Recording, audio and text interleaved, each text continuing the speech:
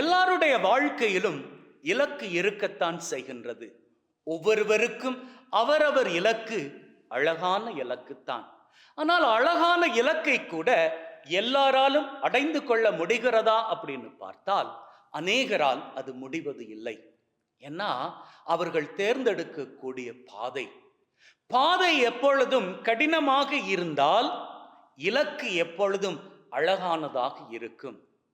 பாதை கரடுமுரடானதாகவே இல்லை, ரொம்பவும் இலகுவானதாக இருக்குமாக இருந்தால் இலக்கு அவ்வளவு சுவாரஸ்யமானதாக இருக்கவே முடியாது.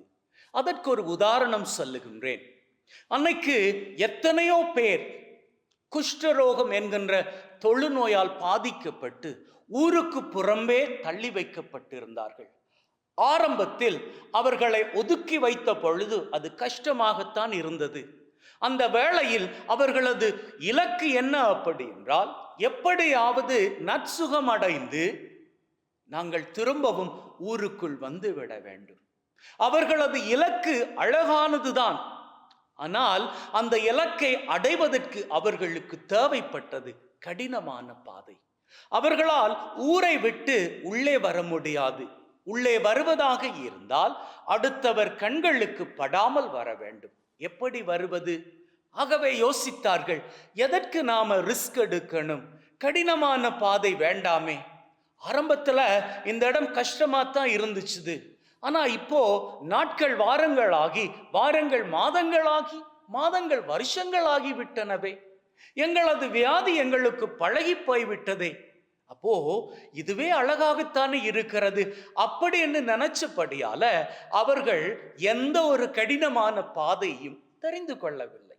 ஆனால் இன்னைக்கு வேதத்துல நற்செய்தி வாசகத்துல ஒருத்தன், இந்த தொழுநோயால பாதிக்கப்பட்ட ஒருத்தன், அங்க இருக்கக்கூடிய அந்த கம்ஃபர்ட் ஜோன், அவனுக்கு பழகி போன அந்த குஷ்டரோகிகள் கூட்டம் இருக்கிறதே, அங்கு இருந்து அவர்களை போன்று எண்ணாமல் எனக்கும் அழகான ஒரு வாழ்க்கை வேண்டும், என்னுடைய இலக்கு அழகான வாழ்க்கை, இந்த குஷ்டரோகத்தோடு தொழுநோயோடு நான் வாழ வேண்டிய வாழ்க்கை கிடையாது, இதிலிருந்து விடுதலை அடைந்து வாழ வேண்டிய வாழ்க்கை அப்படின்னு முடிவு கட்டினான்.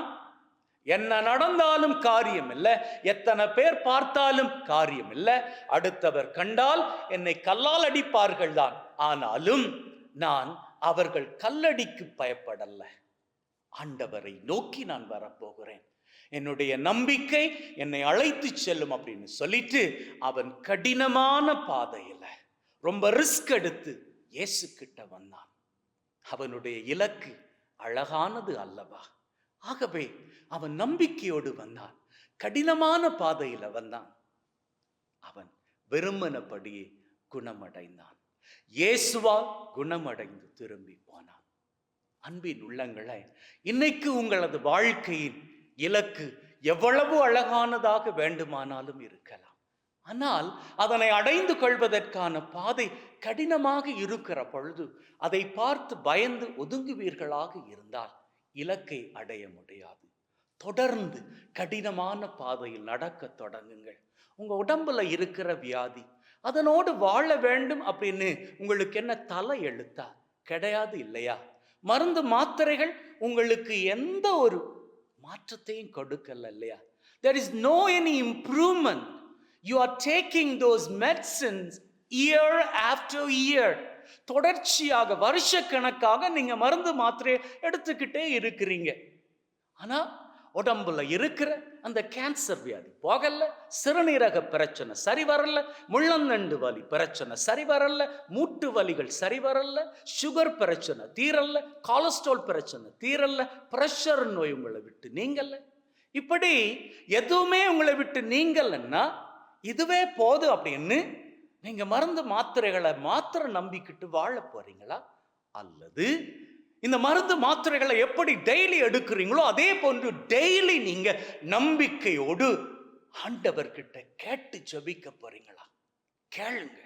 அழகான ஆரோக்கியமான வாழ்க்கை வேண்டும் தெய்வமே, என்னுடைய உடல் உமக்கு சொந்தம், ஏன்னா நான் படைக்கப்பட்டிருப்பது உம்முடைய சாயலில், அங்க உமக்கு எந்த வியாதியும் கிடையாது, நீர் ஆரோக்கியமாக இருக்கிறீர். அது போன்று என்னுடைய வியாதிகளை என் கிட்ட இருந்து முழுவதுமாக நீக்கிவிட்டு என்னை உம்மை போன்று ஆரோக்கியம் உள்ளவனாக மாற்றும் அப்படின்னு ஒரு நாள் இல்ல, 2 நாள் இல்ல, 1 மாதம் இல்ல, 1 வருஷம் இல்ல, நீங்க பரிபூரண சுகமடையும் வரைக்கும் கேளுங்க, கேட்டுக்கிட்டே இருங்க.